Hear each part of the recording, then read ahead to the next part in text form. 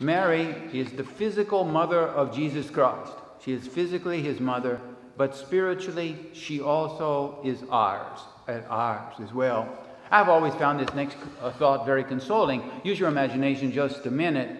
You have Jesus here, and at the right of Jesus, who's at his right?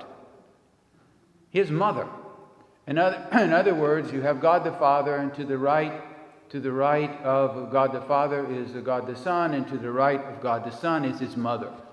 I have always found it very consoling that Mary, seated next to Jesus, the Queen Mother, seated next to Jesus, has his ear.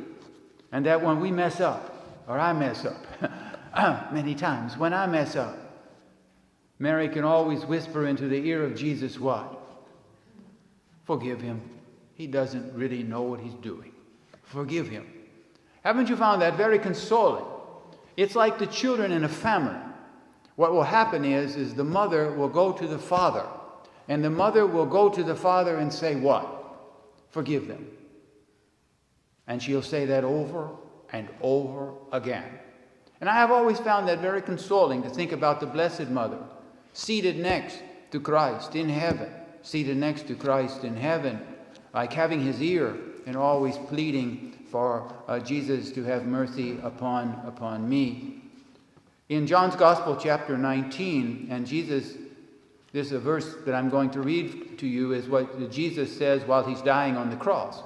You can use your imagination again. Picture Jesus on the cross, and he's looking out, and he's dying, and he says this: when Jesus saw his mother and the disciple whom he loved, Jesus said to his mother, "Woman, behold your son." Then he said to the disciple, "Behold your mother." You know what Pope John Paul said? This is beautiful. He said when Jesus was speaking from the cross and he's dying, and he says to John, the youngest apostle, the only apostle who's there, all the other ones ran away. They all ran away except for the youngest one.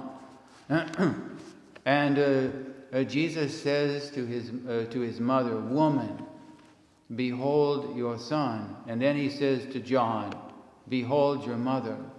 John Paul II said that youngest disciple, John, was the representative of all humans who have ever lived.